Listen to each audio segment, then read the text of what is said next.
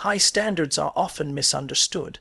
People hear the word standards and immediately think of pressure, control, or even punishment. But the truth is, high standards are a gift, one of the most powerful gifts you can give as a leader. When you set high expectations for someone, what you're really saying is, I believe in you. You're communicating trust. You're saying, I see potential in you that you may not even see yet, and I'm not going to let you settle for less than what you're capable of. The biggest mistake leaders make is lowering the bar in the name of being supportive, but no one grows in a comfort zone. Real support is not about making things easy, it's about making people better. High standards stretch people. They force creativity, resourcefulness, and discipline. And when you lead with the right intention, they don't feel like pressure. They feel like purpose. Imagine someone who shows up to work every day, does the bare minimum, and never hears anything about their performance. Over time, that person becomes disengaged. Why? Because no one's challenging them, no one's showing that what they do actually matters. Now picture a different scenario, same person, but their leader is constantly giving feedback. Not micromanaging, but coaching. They're being pushed to grow. They're recognized when they improve, and they're held accountable when they slip. That person doesn't just get better. They start to believe they can be better. That's the power of high standards. As a leader, your job is not to make people feel comfortable. It's to make them feel capable. High standards, when communicated with clarity and consistency, do exactly that. But here's the key. You have to pair your expectations with support. You can't demand excellence and then disappear. You have to walk with your team through the challenges. You have to be willing to say, I'm not going to lower the standard, but I will help you reach it. Too many people associate high standards with perfectionism or control. But real leadership isn't about controlling people, it's about unlocking them. And that only happens when you give people the opportunity to rise. Standards aren't rules, they're boundaries that protect greatness. They say, this is how we operate here because this is who we are becoming. When you treat high standards like a gift, something you offer with belief and care, your team begins to treat them that way too. They stop resisting, they start embracing, and that shift changes everything.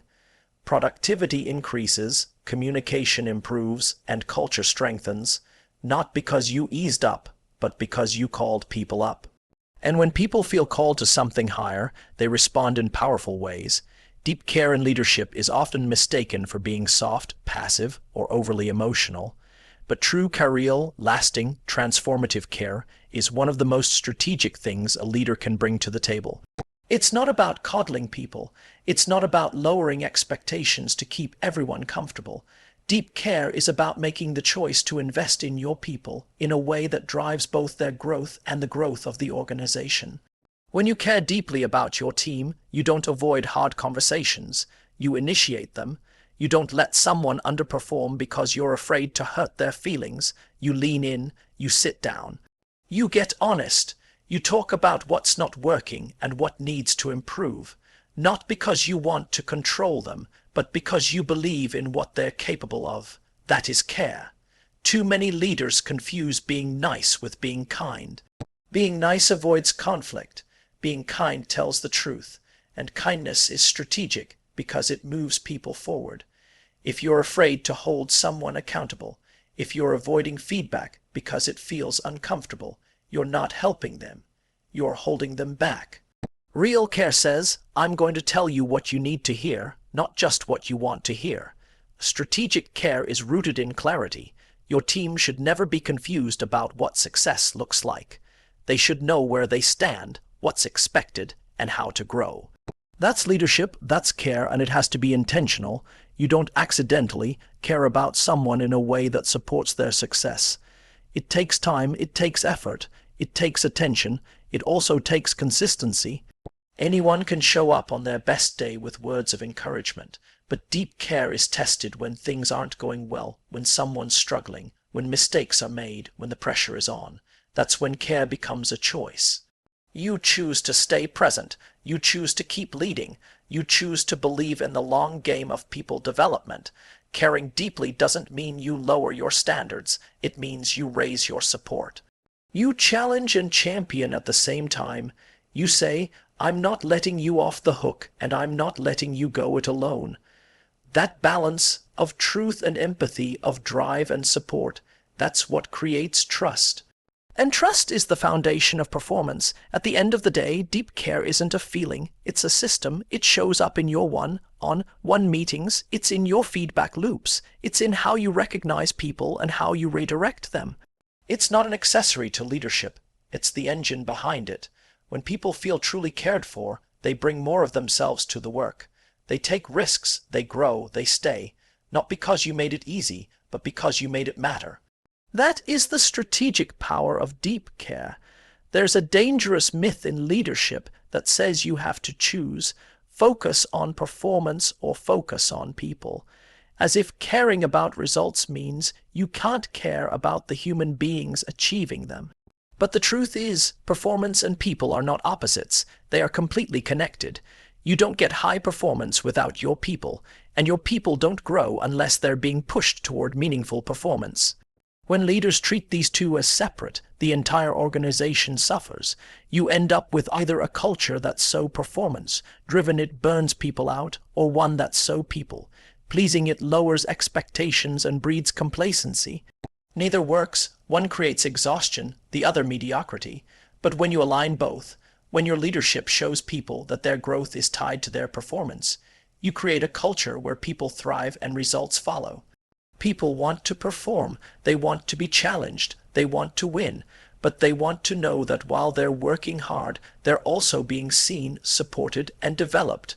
This is why your job as a leader is not just to manage tasks, it's to maximize people. When someone knows that their contribution matters and that they are respected and invested in as a person, their motivation changes. They don't just show up for the paycheck, they show up with ownership. The best organizations don't prioritize people over performance or performance over people. They build environments where high performance is how people grow. This starts with clear communication. You can't have one set of standards for results and another for how people are treated. You need alignment where expectations, values, and feedback all reinforce the same message. We care about you and we expect the best from you. That means recognizing people's efforts, not just their outcomes. It means coaching through failure instead of punishing it. It means giving feedback that stretches someone while still honoring their humanity. When people know they won't be discarded for making a mistake, but they will be held accountable for learning from it, you build a culture of continuous improvement. Too many leaders think they need to choose, be the hard leader or the nice one. But the most effective leaders are both. They are demanding and compassionate. They drive performance and build people up. And their teams don't just meet expectations. They exceed them, not out of fear, but out of pride and alignment. People and performance go hand in hand. When you care about your people, you'll get better performance. When you drive for performance, you create opportunities for your people to rise. You don't have to trade one for the other. In fact, if you want to build anything that lasts, any team, any culture, any company, you can't. The new way to lead is both, always. Culture is not what's written on the wall. It's not the mission statement or the team values framed in the break room. Culture is how people behave when no one's watching. It's what's accepted, what's rewarded, what's ignored, and what's corrected. And at the heart of every culture, good or bad, is the leader's example. Your actions, your energy, your consistency, these are what set the tone for everyone else. You can't tell your team to be on time if you're always late. You can't demand accountability if you avoid hard conversations. You can't talk about excellence if you tolerate mediocrity. The culture of your team starts with you, not your policies. People will watch what you do far more than they'll listen to what you say. If you want a culture that's driven, resilient, high-performing, and supportive, you have to model those things every single day. Leadership is a mirror. Whatever you're seeing in your team is almost always a reflection of your own habits and standards. If you see a lack of urgency, ask yourself where you've been too passive. If you see poor communication, look at how clearly you've been leading. It's not about blame, it's about ownership. When you take ownership of the culture, you empower everyone else to do the same. One of the most powerful things a leader can do is embody the values they expect from others. If you want people to be coachable, be coachable. If you want people to show initiative, stop micromanaging and let them lead. If you want honesty, be transparent, even when it's uncomfortable. That kind of alignment builds trust, and trust builds culture. People won't follow what you say, they'll follow who you are. This is why consistency matters. You can't show up with high energy one day and disappear the next. You can't give clear direction one week and become silent the next. Inconsistent leaders create confused cultures. But when your team knows what to expect from you, when your standards, tone, and decisions are steady, they feel safe to perform. Consistency creates clarity, and clarity fuels action. It's also about how you respond in the hard moments. When the pressure is high, when mistakes are made, when things don't go as planned, your reaction becomes the standard. If you panic, they'll panic. If you blame, they'll hide. But if you stay composed, stay focused, and lead with solutions, your team learns to do the same. Culture is built in the moments no one is posting about. It's in how you run your meetings, how you handle missed deadlines, how you give recognition, and how you give correction. It's not one big thing. It's 1,000 small ones repeated consistently over time. You don't build culture through words, you build it through example, and the most powerful leadership message you can send is this: this is who I am, this is how we lead, and this is what we expect together. Because when your example speaks louder than your instruction, that's when culture becomes real. Leadership is changing. What worked 10 years ago doesn't work today, and what works today will evolve again tomorrow. The new standard isn't about authority, titles, or fear-based management. It's about creating environments where people are seen, challenged, and developed. The future of leadership is not about being in control, it's about being in alignment. Alignment with values, with performance expectations, and most importantly, with people. Today's workforce is different. People are not just looking for a paycheck. They're looking for purpose. They want to know that their work matters and that their leader cares about more than just results. They want to be led by someone who is real, someone who is clear, someone who is willing to challenge them without devaluing them. That's the shift. That's where leadership is going, and honestly, it's where it should go. Top talent is not looking for comfort, they're looking for clarity. They want leaders who set high standards and back them up with consistent feedback and real opportunities for growth. If you can't deliver that, they will find someone else who can. The days of keeping employees engaged with snacks, ping-pong tables, and vague motivation are over. People want real conversations, clear goals, and leaders who are just as committed to their success as they are to the bottom line. What's coming next, and what's already here for high-performing teams, is a leadership model built on two things: trust and truth. Trust means your team knows you have their back. Truth means you're willing to say what needs to be said. When people get both, they thrive. They become more creative, more focused, and more resilient, and they stay longer. Not because they have to, but because they want to. This new way of leading requires more from you. It asks you to be more emotionally intelligent, more self-aware, and more intentional in how you develop your people. But the return on that investment is massive. When you lead this way, you don't just get better results, you build better people. And when you build better people, they drive the results with you.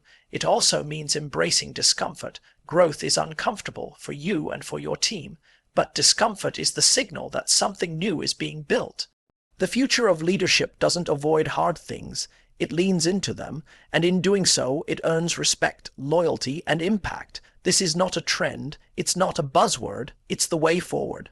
The leaders who rise in this new era will be the ones who combine high standards with deep care, who don't just demand excellence but develop it. And as organizations begin to adopt this mindset across the board, those who cling to outdated, fear-based leadership will be left behind.